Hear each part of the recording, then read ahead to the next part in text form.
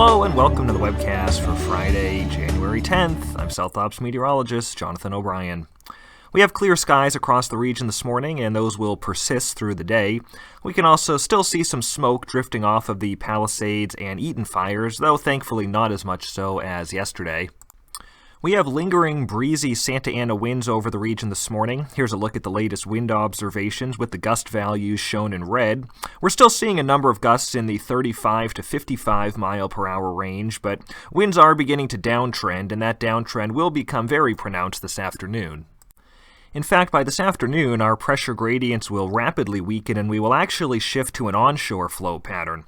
That will be good news in terms of bringing at least some modest RH improvement to the lower elevation coastal areas. However, crews working on the Palisades and Eaton fires should be aware of a high likelihood of a wind shift to onshore this afternoon. Speaking of RH, it remains very dry out there. Humidity is already in the upper single digits and teens in a lot of spots, and very dry conditions will continue today. However, as I mentioned, the shift to onshore flow will bring some improvement to the lower elevations later today, and recoveries will be a lot better tonight, especially below about 1,500 feet, with continued dry conditions higher up. Going forward, the main message is going to be that while the worst is definitely over, we are not done with offshore wind concerns. A persistent pattern of eastern Pacific ridging and inside slider troughing over the west will bring frequent periods of Santa Ana winds through the middle of next week.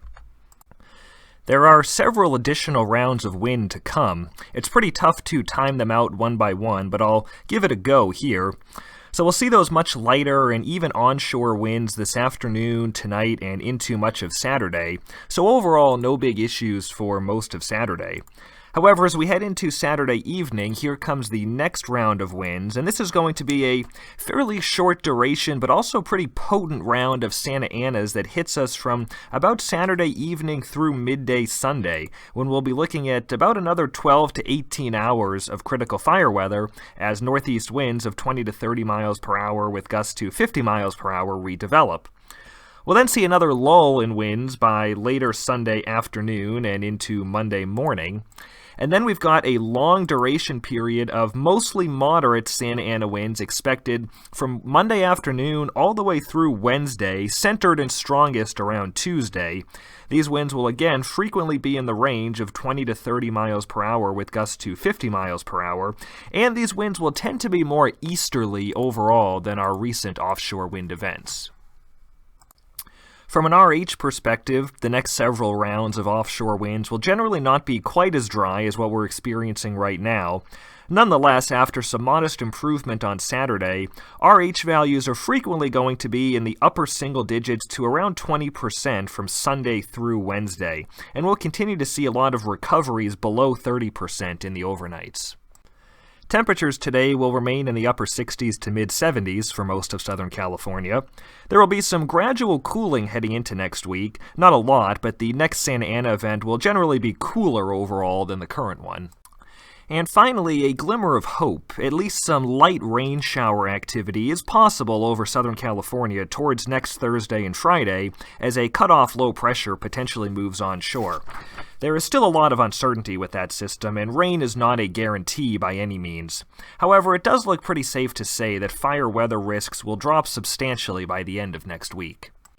Even though the worst of the winds is over, one of the big concerns the next several days is going to be the fuels.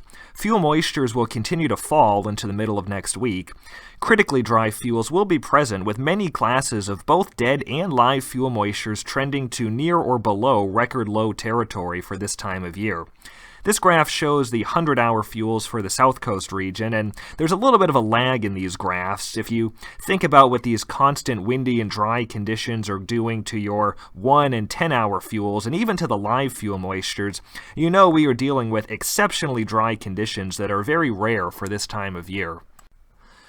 Wrapping things up here, high risks remain in place for the South Coast and Southern Mountains today due to the continued windy and dry conditions. However, the risk will lower this afternoon as winds decrease, but it will remain very dry.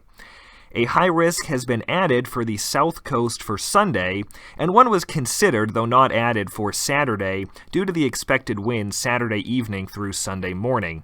This is not as strong an event as the recent winds, but a 12 to 18-hour period of critical conditions is expected from Saturday evening through Sunday midday. Another brief lull is expected later Sunday into early Monday, but the large fire threat will remain elevated to high through Wednesday. High risks have been added for the south coast for Monday and for several PSAs on Tuesday when winds look to be the strongest, and some of these may need to be extended into Wednesday. And I want to end on this takeaway message, and that is that none of the conditions over the next 5 to 7 days will be as bad as what we've recently experienced. However, frequent elevated to often critical fire weather conditions are expected and will continue to pose challenges on existing fires and lead to a continued risk for new fires. Fatigue is going to be a big challenge, and complacency may try to set in with these conditions being not quite as bad as what we've seen. However, the reality is that these are still very significant fire weather conditions, especially considering where we're at on fuels, and major fires in the past have occurred under conditions like what we're going to be seeing early next week. So it will be vital to maintain that mindset. That's it for today's webcast. Thanks for joining us. The next one will be on Saturday, January 11th.